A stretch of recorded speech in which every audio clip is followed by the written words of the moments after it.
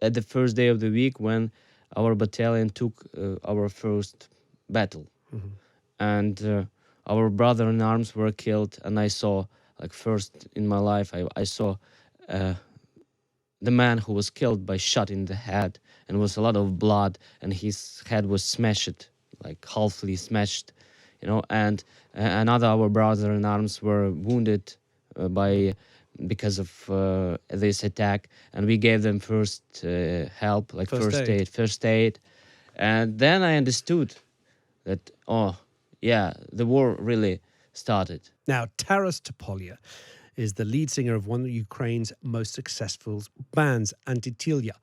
And over the last year, he and his bandmates have experienced a profoundly unique mix of violence, destruction, and beauty. Like most Ukrainian men, Taras and his fellow musicians have been fighting in the Ukrainian army. And they've also continued to write music and performing a duet with Bono and collaborating with Ed Sheeran on a mix of the song Two Step.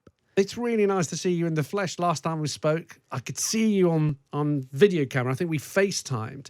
You were in full military fatigues and your gear, and you were ready to go to the front. Yeah, it was. I don't remember when like exactly it was, but from the first day of the war and next 7 months, we were serving on a front line as a paramedical squad.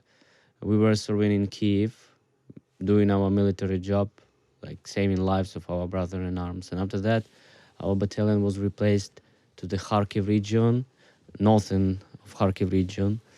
After that, in another place. So our battalion took a lot of battles, and it could be that you called to me and I was like on my duties or preparing to doing my duties, some evacuation, medical evacuation or medical treatment, ATC. So.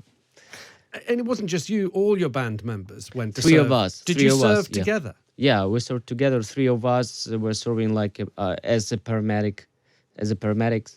And we made this decision before the war started, that if the war will start, we will become volunteers, military volunteers, because we understood that in that situation where like United Kingdom intelligence and United States of America intelligence and Ukrainian intelligence were predicting that the full-scale war will start. In that situation, we had opportunity to resist, and to survive only if whole nation will be united. So that's why we made this decision before the war started. And when it started, from the first day of the war, we started to serve. And all this stuff, all this equipment, it became as usual for us. We were every day in this. Your military equipment. Yeah, because it saved our lives. We were in body armor, in helmets. You walked into the studio just before the news and we were chatting. And of course, we're talking about the music and the band and your collaboration with Bono and Ed Sheeran. But you said something just under your breath. We were off air, but you said, I'm also glad to be alive. I mean, because it was. I was going to say, it's all very well we're talking about the music, but you were there. I mean, how close did you get? Be frankly, for me and my friends of the band, war didn't start from the first day, because we didn't felt it on our bodies from the first day, because it was somewhere in a distance, because Russians were attacking the capital, Kiev, and they were 30 kilometers away. But I suppose it was at the first day of the week when our battalion took our first battle, and our brother in arms were killed, and I saw. First in my life, I saw the man who was killed by shot in the head, and was a lot of blood, and his head was smashed, halfly smashed, and another our brother in arms were wounded because of this attack, and we gave them first help, first aid, and then I understood that, oh yeah, the war really started, for me and for my colleagues.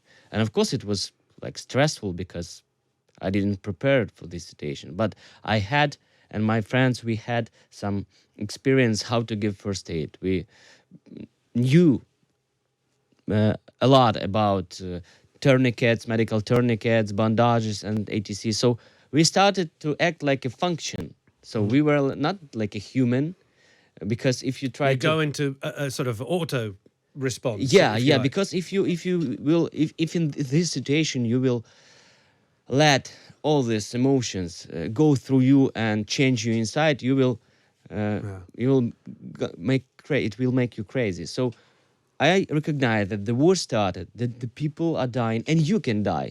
So it was a lot of situation when we were under mortar fire, under artillery fire.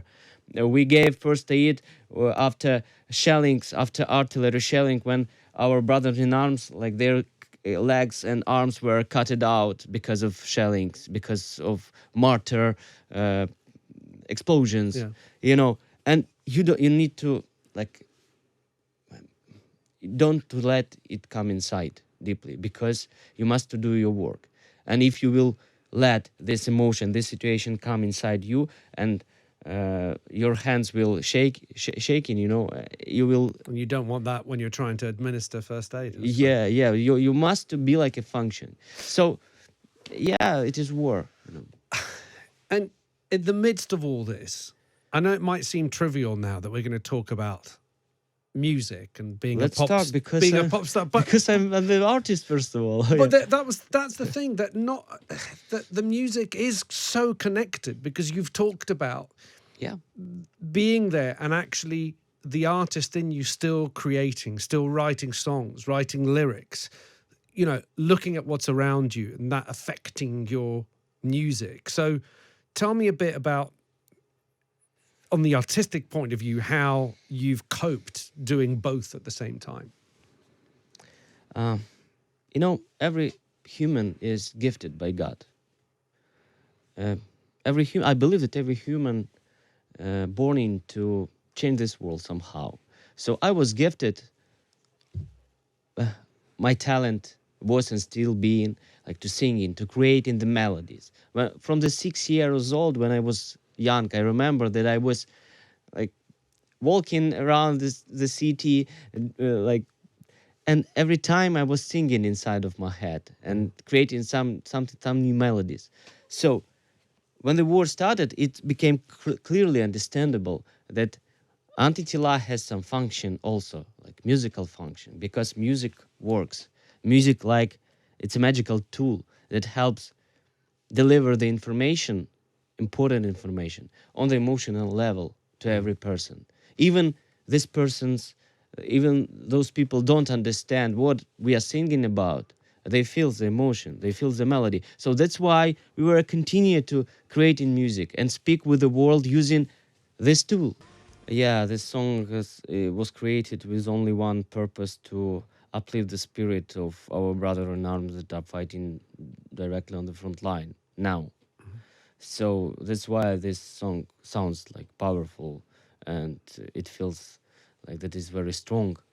And if to go deeply in the lyrics, this lyrics, it's true lyrics about what is happening on the front line and why we are fighting, why we are standing, and why we must to get this victory. And also, of course, this song is dedicated to our brother in arms that passed out on the front line as a heroes. In our battalion, we have a lot of losses, and a lot of children's for now are without their fathers, and they will never come back home to them because they were killed by Russians. So this song consists inside a lot of emotions about this war, and we need to do this song because it's very hard situation on the Bakhmut. That's Yeah. a city. It's a small city, like a symbol of Ukrainian resistance for now. But not only in the fortress Bakhmut, it's a lot of places on the front line where Ukrainian soldiers are acting bravery and giving their lives. They're literally the front line. They're Yeah, holding. yeah. They're holding. And I know there's a very powerful video that accompanies that. People can find that by googling it and finding it online. And you shot it in Bakhmut. Yeah. On the front line. It's really artillery working on the enemy. There's shells. Shelling, yeah, This yeah. shelling is directly to the enemy, so it's real. It's not like movie. No. It's real working, real artillerists. Are you going? I know you're on a sort of a tour now with the band, and it's very much connected to what's happening in Ukraine, as we've been talking about. The band is sort of still getting the attention and reminding people of what's happening in Ukraine and spreading the message. Are you going to go back? Are you Yeah. going to go back to the front line?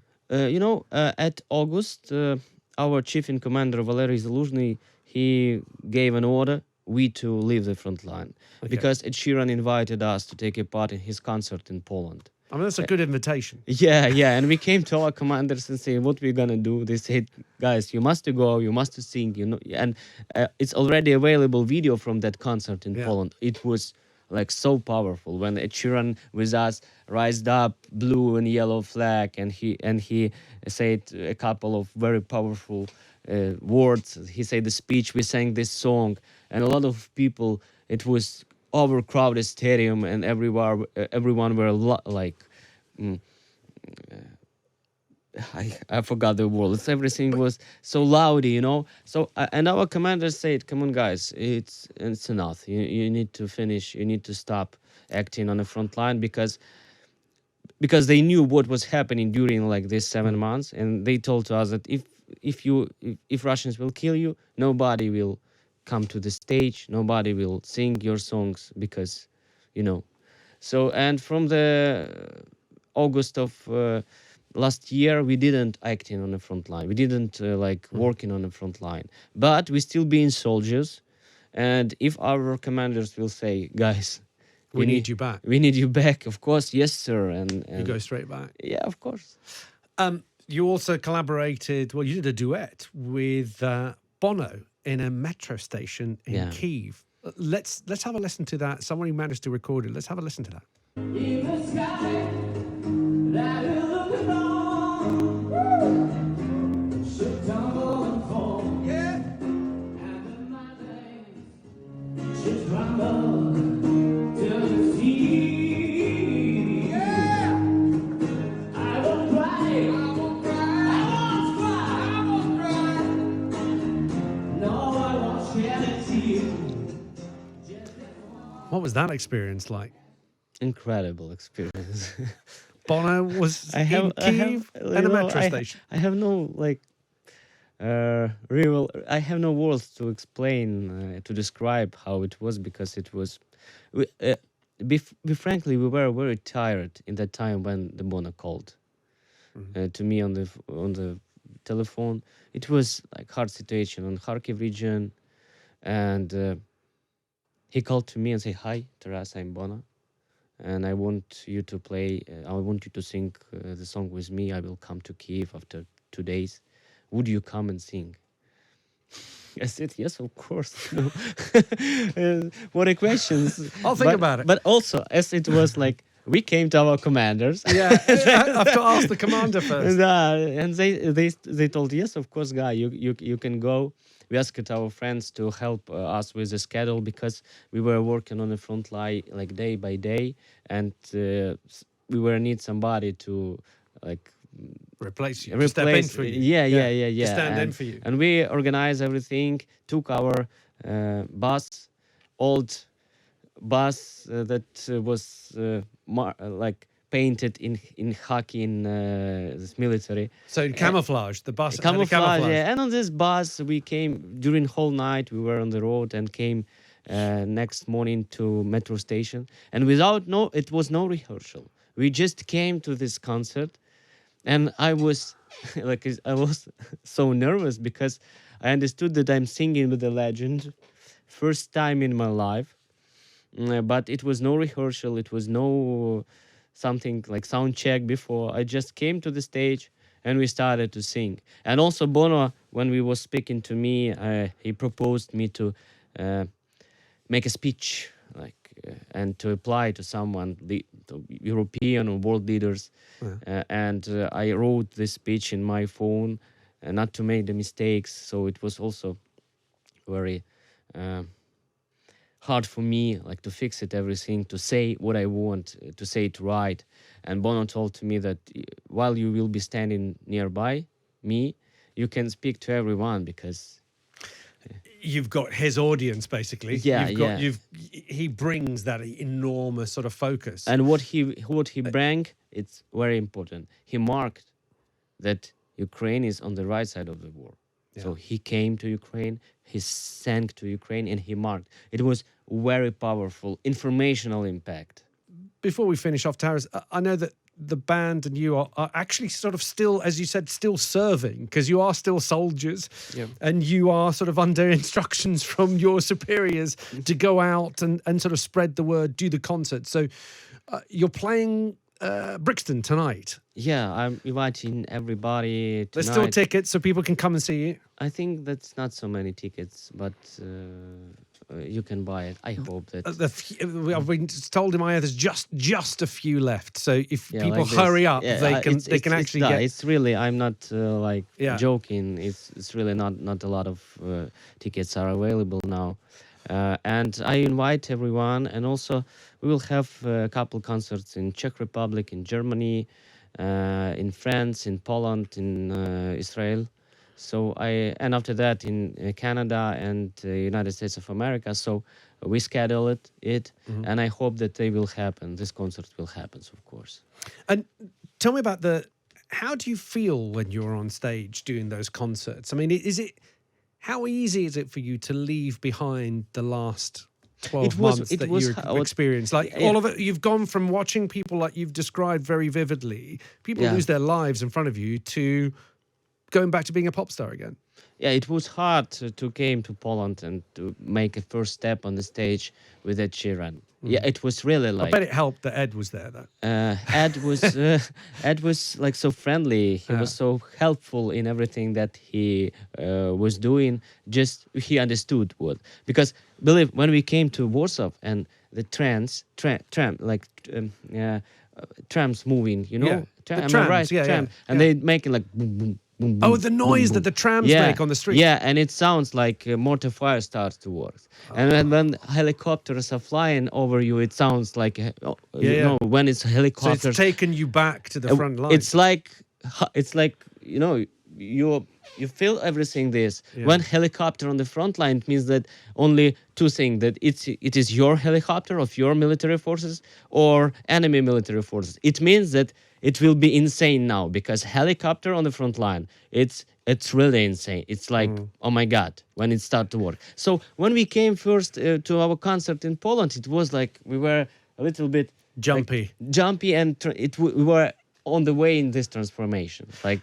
But for now we are playing music, and we understand that, like, for example, we took a responsibility for our kids of our battalion that their father died on the battlefield. We promised them that we will help them financial, give them money, support, psychological support, and everything else. And we must to play music to like earn some money, and a lot of like big part of this money gave to those people, because to those kids. So we understand that we're not just playing music and taking a fun, you know. We making also we help our battalion.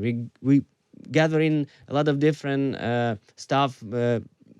Like our military stuff, and delivering this stuff to our brother in arms. So this is not just that we are playing music and that's all, and it's all. No, it's a big social function in this.